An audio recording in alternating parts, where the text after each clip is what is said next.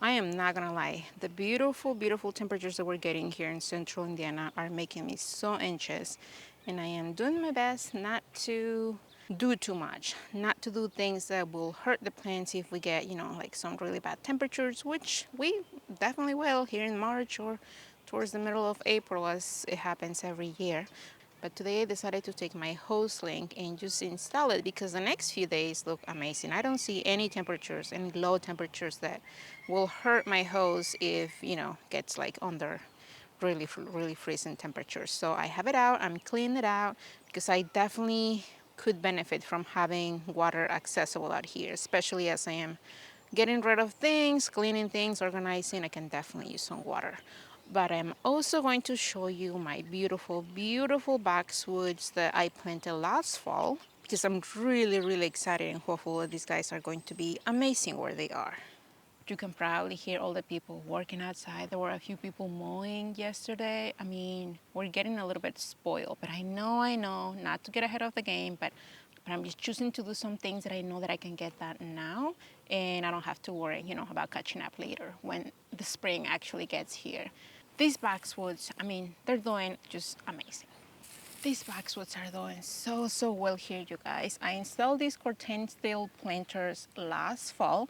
I got rid of the raised bed that was here. If you want to see that, I'll put a link somewhere for that video. But it's super simple. These corten steel planters do come with a bottom part that has drainage holes, but I know that just being here, I just didn't want to put that piece. So they are bottomless right now, and I used the existing soil that raised bed had. It was really, really minimal, and I added fresh soil. And I knew when I put this here, because of my experience with containers, I knew that they were going to settle just a little bit, and I was fine with that. I planted the boxwoods as high as I could. I mean, I topped these containers all the way to the top. I mean, literally the soil was coming out of them, knowing that this will happen, knowing that they were going to be settling. And what I'm going to be doing soon is that I'm just going to be adding a little bit of potting mix so that they can, just be even. I don't know that I want to plant anything here as far as annuals go. I don't know yet. I don't have any plans right now, but you never know if I'm going to be walking on the nurseries and I'm going to spot something, that is going to get, my attention. Right now, I just love the look of these planters. I mean, these corten steels are getting that rustic look already. I mean, they're beautiful. I love these corten steel planters. No, they're not paying me to say this.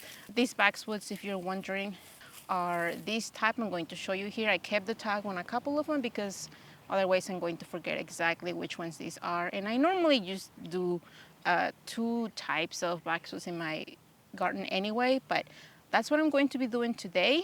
And I am going to take advantage of these temperatures because why not?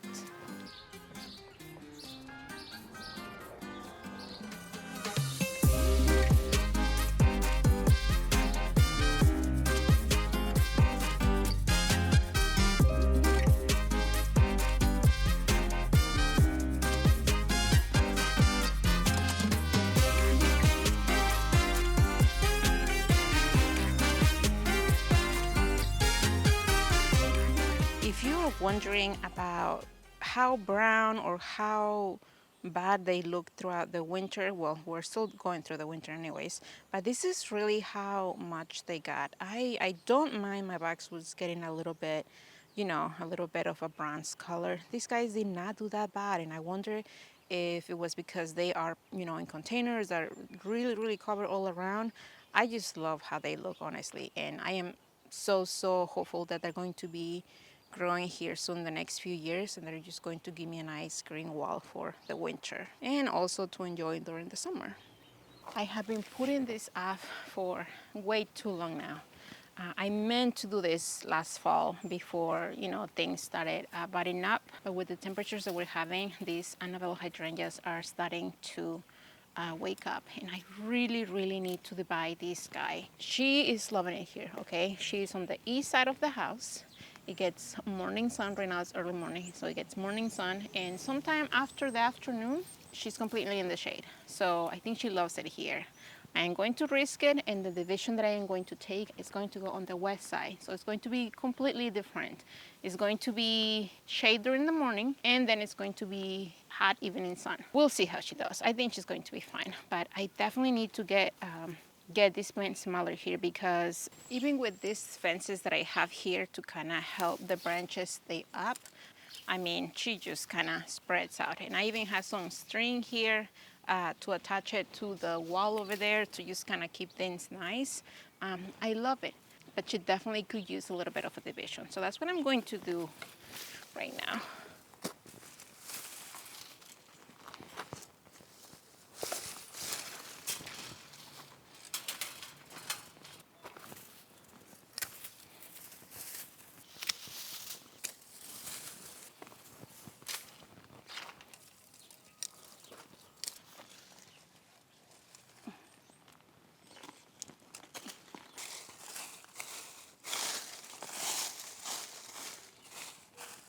Most of the years, whenever I am not dividing, I just come here early in the spring and I just remove the spent blooms. And that's all I do. I don't really do any kind of specific trimming. This is as high as she gets. This is not a huge hydrangea. And the main thing that I am doing right now is just I want to see how the bottom, how the roots look like. And I am going to be dividing and hoping to get 2 or 3 chunks with a good amount of roots. If you ever had to divide hostas, this is pretty much the same idea. You just want to get some chunks together with some roots, and hopefully that new division will take root somewhere else.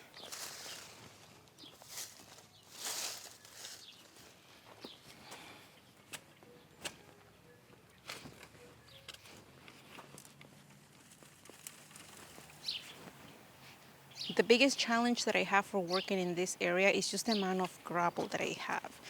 When I started working on this path years ago, I realized that I had lots and lots of gravel. This was original to the house. I don't know what kind of space this was originally, but it is full with gravel. So I have to work slowly and just trying to lose the roots around. And whenever I feel like I have a good hole on a big chunk of them, of the roots, I just go behind and I make a cut.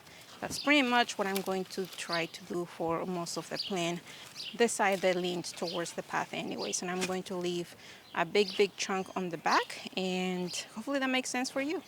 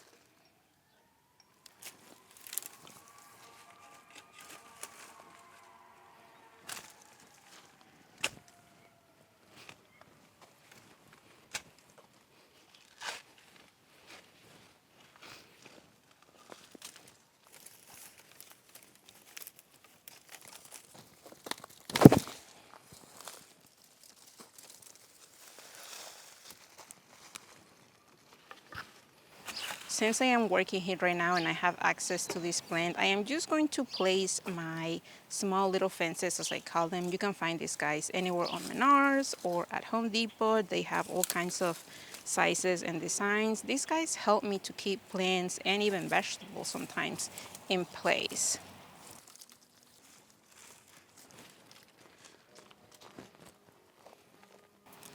So I am going to work in just keeping this together. I'm actually going to use a zip tie here to keep the two sides holding together, and hopefully this hydrangea is going to look a lot better this year.